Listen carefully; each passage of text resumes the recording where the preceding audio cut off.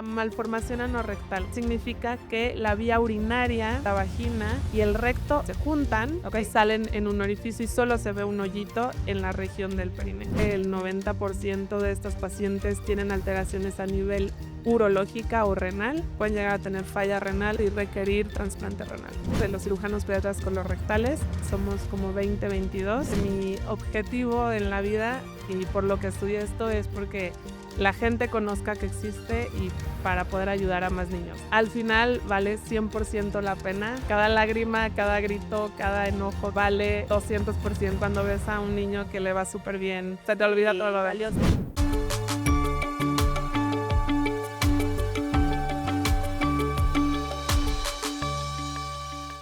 D'Europe presenta. Qué gusto tenerlos a todos aquí nuevamente en un episodio de Connecting Docs. Muchas gracias a todos por conectarse, por suscribirse al canal de la doctora Fran. Gracias sobre todo por sus comentarios. De verdad que este podcast está aquí para ustedes. Y bueno, el día de hoy quiero presentarles a una doctora crack. Verdaderamente es alguien, es una especialista que sinceramente me ha impresionado porque no es normal tener a alguien con tantas subespecialidades, se puede decir así. Ella es la doctora Eliane Hefti, ella es cirujano pediatra colorectal. ¿Cómo estás, doctora? Hola, ¿qué onda? Mucho gusto, muchísimas gracias por recibirme aquí, la verdad es un honor estar con ustedes y que me dieran la oportunidad de platicar lo que hago. Todo pues estoy muy emocionada porque realmente el área donde yo trabajo pues no es muy conocida en el mundo médico realmente y pues una parte de mi objetivo en la vida y por lo que estudié esto es porque la gente conozca que existe y para poder ayudar a más niños. Así que gracias por recibirme. Ay, doctora, no, al revés, es un honor de verdad tenerte aquí y acabas de decir algo muy importante, ¿no? El objetivo, tu objetivo y también mi objetivo es justamente, y he platicado, todos los que me conocen sabrán que siempre les platico que la tecnología médica, gracias a Dios, se ha enfocado mucho en el diagnóstico y en el tratamiento y cada vez tenemos estos súper equipos de diagnóstico y nuevos tratamientos y que, bueno, claro, hay que agradecerles, ¿no? Y al mismo tiempo los doctores se han especializado cada vez más en diferentes patologías para poder ayudar hacia la gente, pero por otro lado, el paciente no sabe esto, no sabe cómo acudir a estos mega especialistas como tú, no sabe cómo llegar y justamente por eso Connecting Docs y yo, una servidora, quiero ser la portavoz de los pacientes para poder llegar a ti, para poder llegar a especialistas como tú, ¿no? Que son estos, pues así les decimos, estas vacas sagradas, en donde pues nosotros, que somos unos humildes mortales, ¿cómo podemos llegar a ustedes? Platícame brevemente antes de entrar al tema. ¿Cómo llegaste a hacer tantas especialidades? O sea, ¿qué fue lo que te motivó? Y platícame un poquito de tu camino hasta el día donde estás hoy. Bueno, yo nací en Guadalajara y me fui a vivir muy chica a la ciudad de Mérida, Yucatán, y ahí fue donde estudié medicina. El momento donde, la verdad, siempre me gustó la pediatría, siempre trabajé mucho con niños desde chica y me encantaba, ¿no? Entonces decidí hacer la especialidad de pediatría primero. Para llegar a ser cirujano pediatra tienes que hacer pediatría completo. En la mayoría de los casos. Son 6 años de medicina y después 4 años de medicina. 3 años. 3 años de pediatría. Entonces entré al Instituto Nacional de Pediatría, ahí hice pediatría. Realmente al principio, curiosamente, no quería cirugía pediátrica, me gustaba mucho la clínica. Realmente yo no había tenido como esta oportunidad de poder estar muy involucrada en la cirugía pediátrica. Okay. Me fui a hacer una rotación a España, en Santiago de Compostela, y ahí tuve la oportunidad de tener un poco más de contacto en esta área. Okay. Y pues me llamó mucho la atención, ¿no? Entonces regresé al Instituto Nacional de Pediatría y ahí pues obviamente es uno de los hospitales pues más grandes del país, junto con el Infantil de México, y pues el área de cirugía pediátrica es grandísima, ¿no? Total, decidí hacer cirugía pediátrica, entré ahí a hacer cirugía pediátrica y pues bueno, muchos no saben, pero el Instituto Nacional de Pediatría es la cuna de la cirugía pediátrica colorectal, porque uno de los pioneros mundiales pues estuvo ahí, ¿no? Entonces, Ándale. realmente ¿Quién es ¿Quién el es? doctor Alberto Peña. Alberto Peña. Ajá, Ok. él vive ahorita en Denver, Colorado. Y pues bueno, él realmente creció ahí la cirugía pediátrica colorectal, ¿no? ¿Hace cuánto tiempo fue esto, Doc? Esto fue en los 80, 70s, 80s. Entonces, realmente, pues ahí nos inculcan mucho esto de la cirugía pediátrica, y la cirugía pediátrica colorectal la vimos mucho cómo creció ahí, ¿no? Entonces, pues ahí están los mejores cirujanos pediatras colorectales, algunos ya se fueron a otros lugares, pero en este caso, pues la doctora Carla Santos, que es mi maestra, mi mentora y ahora mi socia, pues ella realmente me pasó esta pasión por la cirugía pediátrica colorectal, ¿no? Terminé cirugía pediátrica, entré a cirugía pediátrica colorectal. ¿Cuánto tiempo fue de cirugía pediátrica? Son 4 años de cirugía pediátrica. Ok, entonces ya llevamos 6 años, después 3 años, después 4 años. Y luego 1 año de cirugía pediátrica colorectal. Realmente es... ¿Ya sumaron cuántos son? Muchos para años. que vean. Y realmente es un hospital donde tienen absolutamente toda la cantidad de pacientes, el equipo que tenemos es espectacular. Entonces, pues es un lugar donde pude y tuve la oportunidad de entrenarme realmente muy bien, ¿no? Y pues tener esta maestra que la verdad, muy buena. Un aplauso, te voy a dar un aplauso. Gracias. Porque qué bonito, de verdad. Sí, todos un aplauso. Qué bonito escuchar a alguien con tanta pasión de por lo que hace, gracias. ¿no? Twitter o X me tiene aquí un poco envenenada porque veo de no estudié en medicina, es una trampa. No, sí estudié en medicina y especialícense y pasen el ENARM.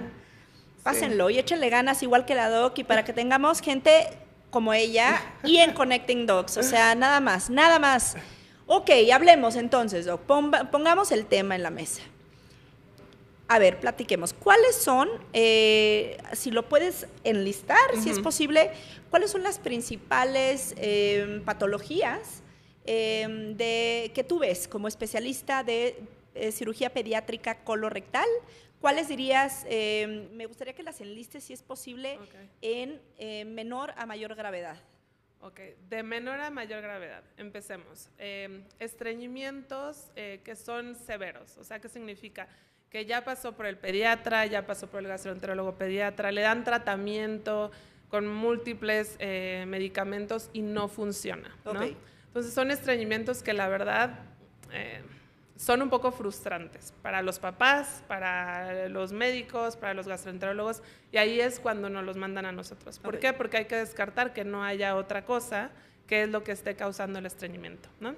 Eso es como el día a día de nosotros. Otros, fisuras anales, fisuras rectales, hemorroides, que no son tan frecuentes en niños, pero todo esto viene secundario al estreñimiento. Por supuesto. Entonces, cuando llegan ya complicados, nos llegan a nosotros ya sí, cuando ya no saben qué hacer, ¿no? Lo que más de gravedad que se podría decir, nosotros vemos malformaciones anorrectales, que son, es como un gran espectro. Ahorita vamos a hablar de cada una de ellas. Y otra enfermedad de Hirschsprung, divertículos en los niños, que también son sangrados de tubo digestivo bajo, que también cuando llegan al gastroenterólogo nos los refieren a nosotros para buscar qué es la causa. ¿Qué otros? Pues prácticamente eso es lo que realmente nosotros vemos, ¿no? Ok. Hablemos ahora un poquito, ahondemos ahora. Ya platicaste un poco sobre el estreñimiento. El estreñimiento, a ver, en pediatría, dime, sí, a ver, yo sé que me van a decir aquí todos, pero ¿cuál es la edad que tú ves? Ok, yo veo desde recién nacidos hasta los 18 años. Hasta los 18 años. Sí, exacto. Normalmente dicen, no, es que a los 16 ya no, todavía No, hasta los 18 hasta años. los 18 años. Okay. Y sobre todo en mi área, en cirugía colorectal, nosotros vemos hasta los 18 porque el seguimiento tiene que ser literal, o sea, toda la vida. Entonces, estamos trabajando un poquito en esta parte donde la transición del cirujano pediatra colorectal hacia el cirujano colorectal de adultos. Un poco difícil porque por eso queremos hacer que conozcan más sobre las enfermedades pediátricas, ¿no? Por esta parte. Pero los pacientes de cirugía pediátrica colorectal necesitan un seguimiento toda la vida. Estoy de acuerdo, doctor. Entonces, el estreñimiento crónico, en su mayoría, ¿por qué? Hablamos de ¿Cuáles son las causas? Bueno, a ver, son diferentes causas. Muchas veces es idiopático, que podría decir como funcional, ¿no? Pero en el caso de nosotros, que es la parte quirúrgica, necesitamos descartar diferentes cosas. Primero, pues que no sea un estreñimiento que sea por causa mecánica. O sea, que esté cerrado el anito, o sea, que tenga una atresia anal o que tenga una estenosis anal. Y sobre todo en los pacientes hay que descartar, dependiendo del tipo de estreñimiento y su evolución, que no tengan enfermedad de Hirschsprung. Es una enfermedad que es congénita. Platiquemos de la enfermedad de Hirschsprung. Entonces, la enfermedad de Hirschsprung es una enfermedad congénita, que es congénito que pues es desde el nacimiento, ¿no? O sea, que sucede algo durante la formación del bebé en la panza de la mamá que evita que haya una función adecuada del colon, ¿ok? Puede ser del colon o puede ser del intestino delgado. Entonces, ¿qué pasa aquí? Que hay una ausencia de unas células que son especiales, que se llaman células ganglionares. Estas células, lo que pasa es que ellas se dedican, o su tarea esencial es el movimiento del colon y del intestino. Entonces, si hay una parte donde ese colon no tiene esas células, no se mueve ese intestino y causa una obstrucción. Ahí se queda la popó. Exacto. Entonces, ¿qué pasa en estos bebitos? Porque hay diferentes momentos de la vida que se pueda presentar.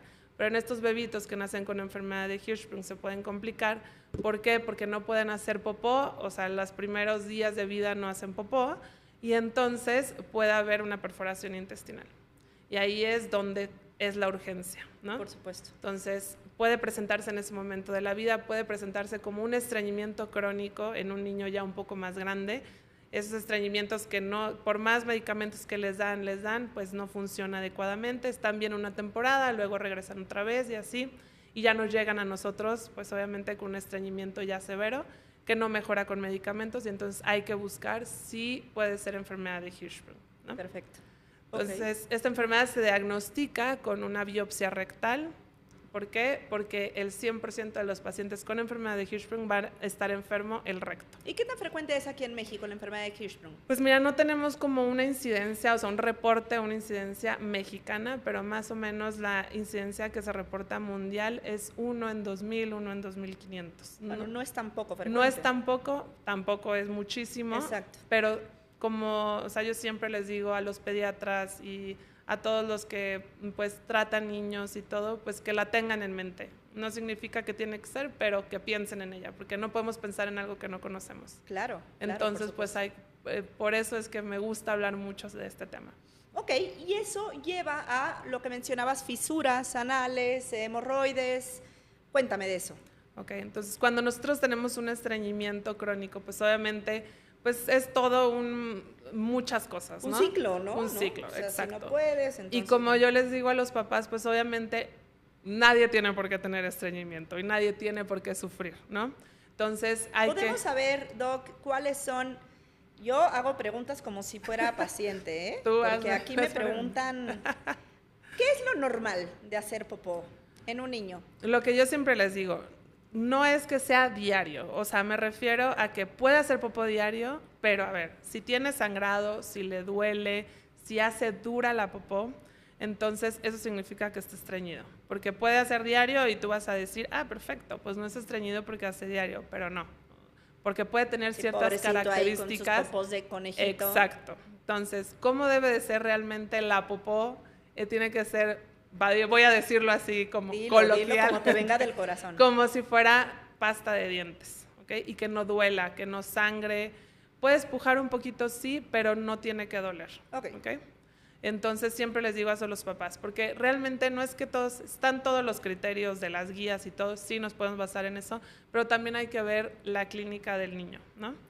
Y entonces eso nos puede orientar a qué tenemos que hacer, qué intervención, si tenemos que ser un poquito más agresivos en la intervención médica y todo, o podemos ir vigilando y poco a poco. Okay. Siempre también les digo que esto no se soluciona de un día para otro, tiene que ser un tratamiento de mantenimiento para que pueda funcionar adecuadamente y ese colon se pueda rehabilitar bien.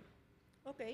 Y entonces la fisura y las hemorroides son casi un poquito como parte del ciclo, ¿no? Del estreñimiento. Exactamente. En donde pues no no son graves, pero pues hay que solucionarlas, ¿no? Exacto, si nosotros no cortamos este ciclo del estreñimiento, una fisura, un hemorroide y todo no va a mejorar. Este es en el caso de los niños, es importante que lo sepan. ¿Okay?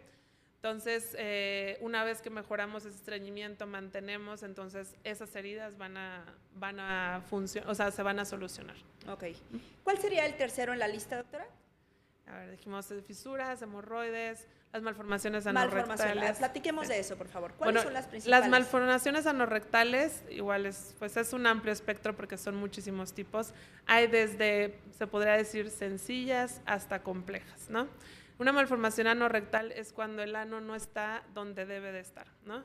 O sea, ¿qué significa? Puede haber unas donde no existe por completo el anito, donde pueda hacer popó el bebé, ¿ok?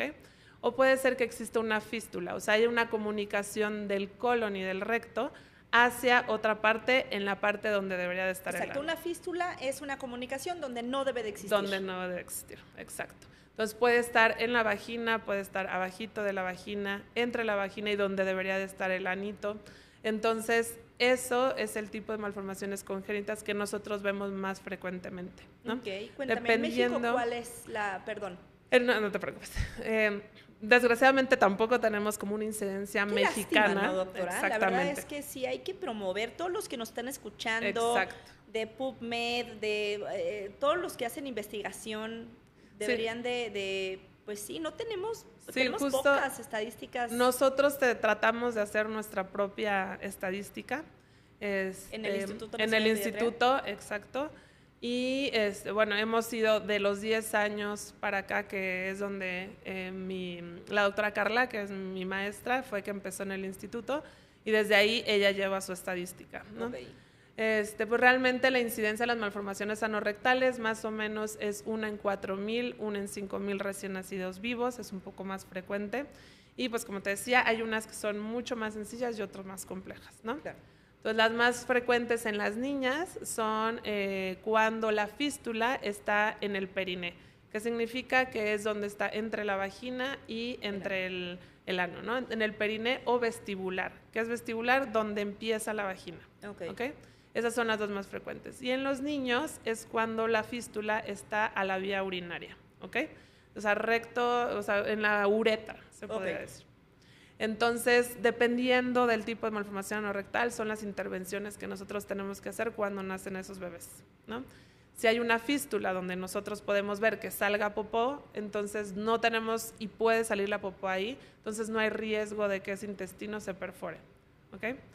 Pero si hay riesgo de que ese intestino se perfore, entonces tenemos que entrar de urgencia a quirófano para poder realizar una colostomía. Ok, y entonces este tipo de malformaciones normalmente, o sea, hablas de que en el Instituto Nacional de Pediatría, digamos que son los pioneros de la cirugía colorectal.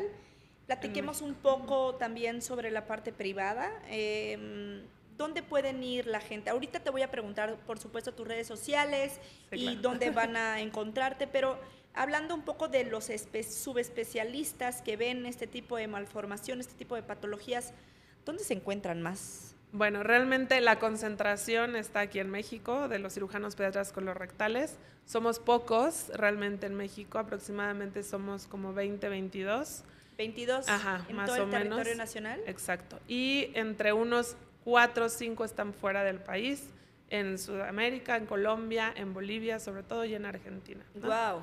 Entonces, en Estados Unidos, obviamente, también ahí están o sea, el doctor Peña, el doctor de la Torre, igual el doctor Levitt, son diferentes, que son ahorita como los que llevan todo, la doctora Andrea Bishop, que son los que llevan ahorita todo en el mundo de la cirugía colorectal, ¿no? Aquí en México, pues estamos nosotros, la doctora Carla Santos y yo, que estamos en el infantil privado. Ok. Y ahí es donde tenemos nuestra clínica de colorectal. Nosotros tenemos, somos 3 cirujanos pediatras colorectales, tenemos un urólogo pediatra que siempre también tiene que estar dentro del equipo colorectal, porque los niños generalmente con malformaciones o enfermedades colorectales casi siempre van a tener algún tipo de alteración en la vía urinaria o vejiga. Entonces, siempre tenemos que tener en nuestro equipo de un cabecera. urólogo pediatra. Ok, y entonces, volviendo a lo que estabas mencionando de las malformaciones, digamos que son las, no dijiste fáciles, sencillas. Se podría decir. Uh-huh. Y las complicadas. Complejas. Complejas. Platiquemos de las complejas. Bueno, las complejas. Les voy a tratar de explicar un poquito sobre esto, ¿no?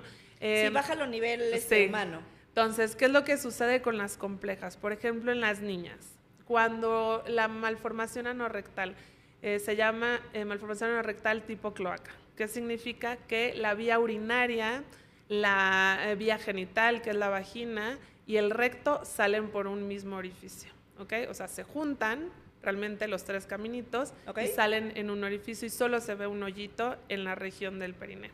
Entonces, en vez de ver la uretra, la vagina y el ano, solamente vemos un hoyito, ¿no? Entonces, estas niñas necesitan sí o sí reconstrucción, ¿no? Una colostomía primero y la reconstrucción.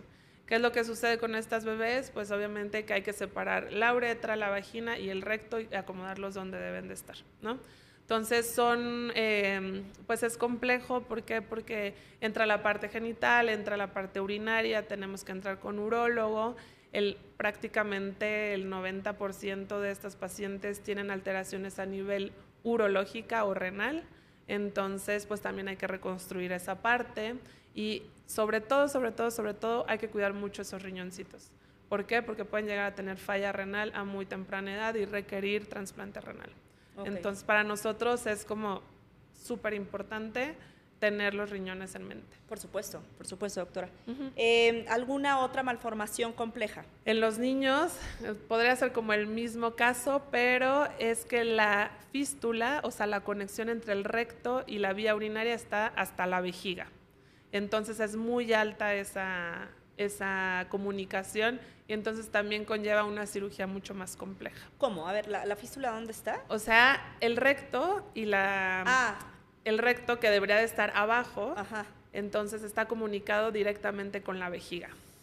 Entonces, se dan de cuenta que el colon y la vejiga está aquí y el colon viene directamente y se conecta. Entonces, para abajo pues no hay nada. Entonces hay que reconstruir toda esa parte y bajar el colon donde debe de estar el recto.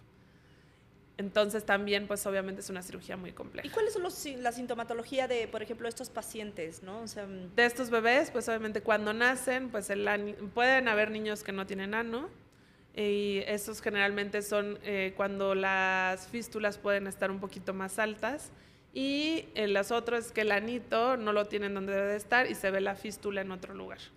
Y por ahí sale popó. Entonces, ¿qué es lo que pasa con estos niños que sí tienen fístula? Es que hay veces que como ven que sale la popó, entonces realmente piensan que es un ano normal. ¿Y qué sucede? Pues nos llegan ya a nosotros más tarde. Por supuesto, no, con muchísimas complicaciones. Exacto. Ok, ¿hay alguna otra malformación compleja que nos quieras decir o pasamos al...?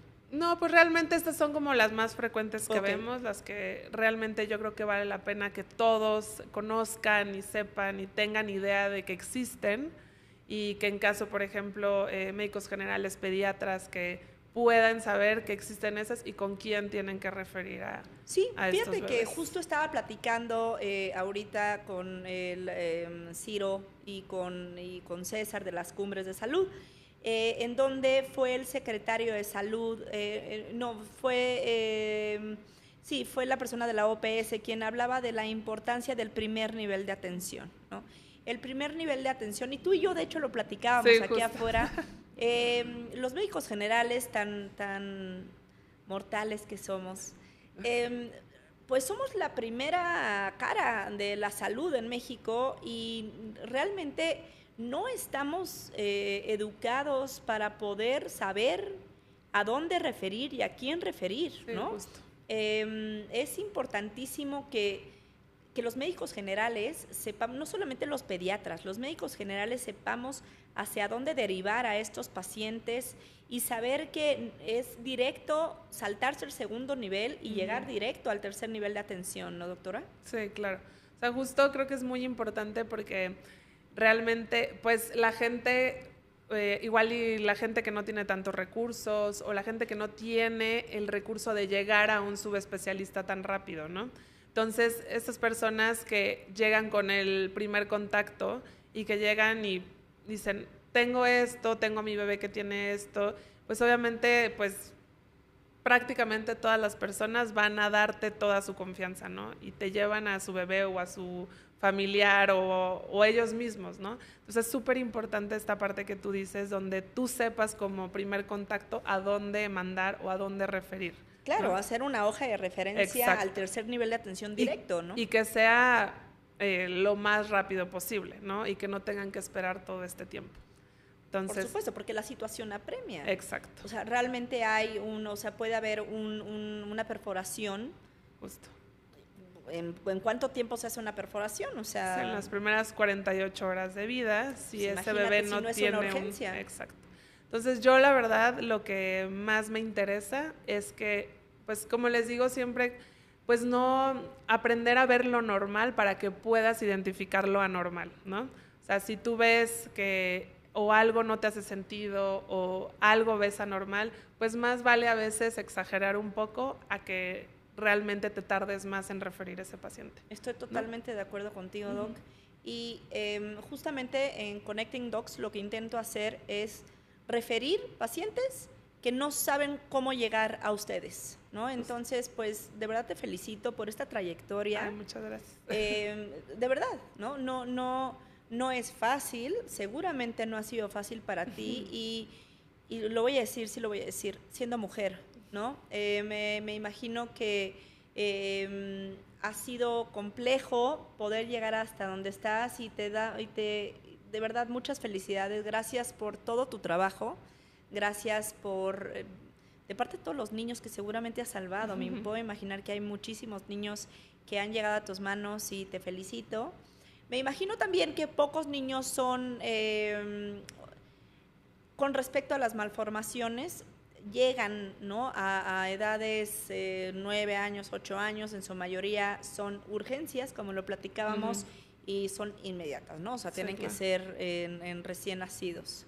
Sí, la verdad es que sí ha sido una trayectoria, pues, de altos y bajos, ¿no? O sea, obviamente momentos donde, pues, sí sientes que todo se va a ir, pero, pues, creo que tener pues, alguien que te apoye, tener alguien que admires, tener este cariño también de todos mis compañeros, de mi familia, de mis amigos y todo, pues, la verdad es que eso es algo, pues, que no...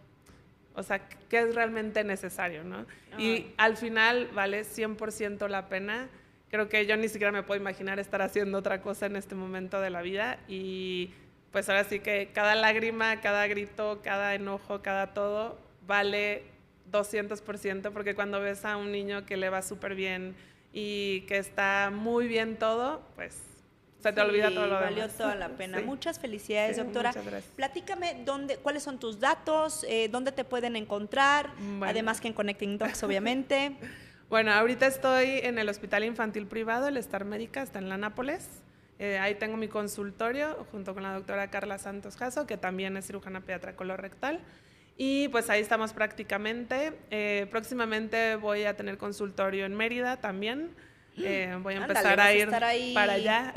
Sí, porque realmente en la península no hay cirujano pediatra colorectal y luego muchos pacientes tienen que venir hasta acá.